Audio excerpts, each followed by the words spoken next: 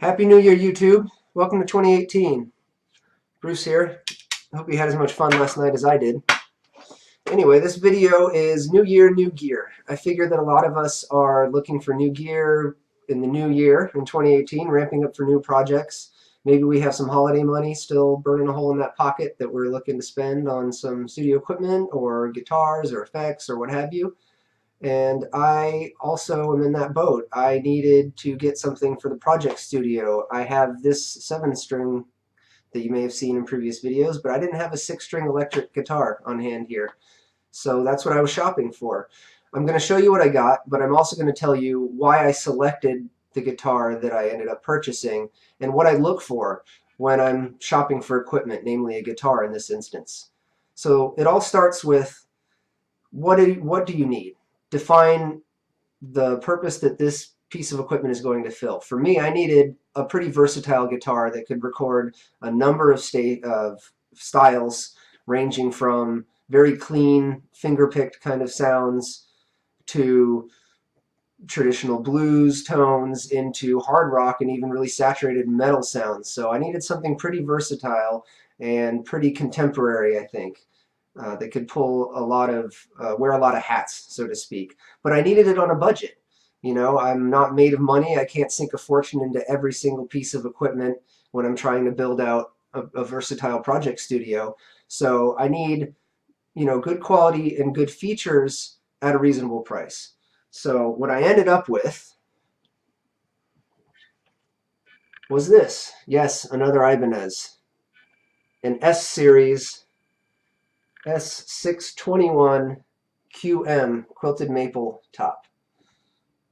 I found this used at Guitar Center and I did the math. I'll tell you the reasons why I got this, and I think it was a really good deal.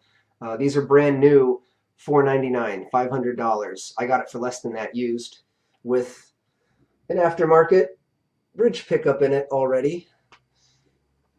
And I think that's a pretty good deal, so I'll tell you why. Here are the 4 things that I look for when I'm selecting a guitar. The first thing is materials.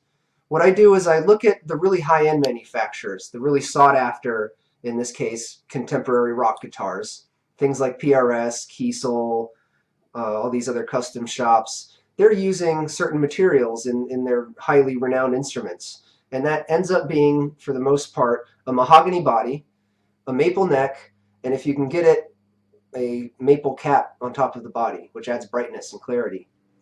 So what I do is I say, okay, we need a mahogany body and a maple neck. Where can I get that without spending $6,000, $5,000, even $2,500 on the instrument? So that's where manufacturers like Ibanez and Schecter's got some stuff like this. The PRS SEs are doing this too.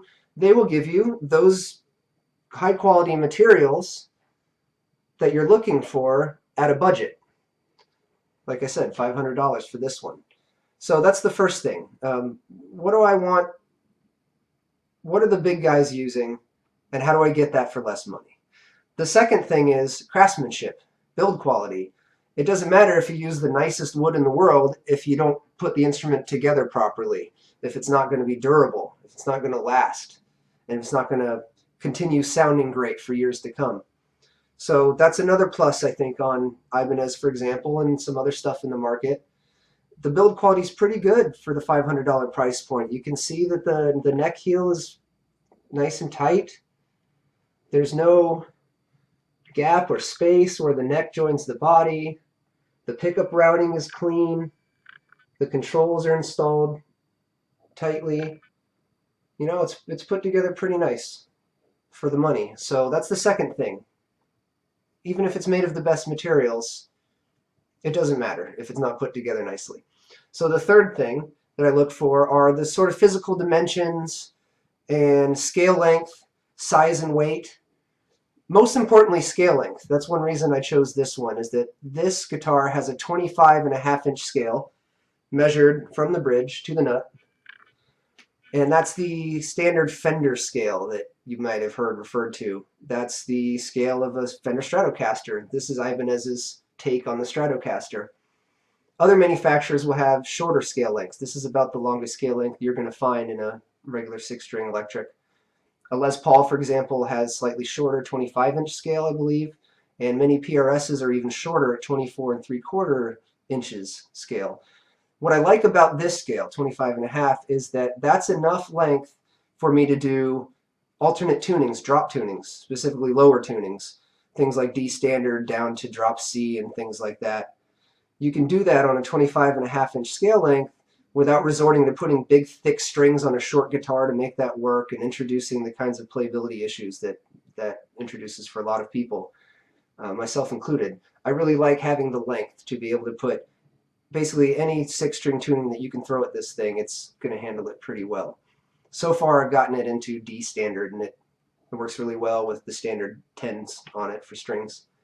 That's the third thing, is physical dimensions, scale length, most importantly. If you're looking to do low tunings, for example, I recommend a longer scale length. And the last thing that I look for is the versatility and pickup configuration, for example, in the instrument. What kind of tones am I going to be able to get out of this thing with the equipment that's on board?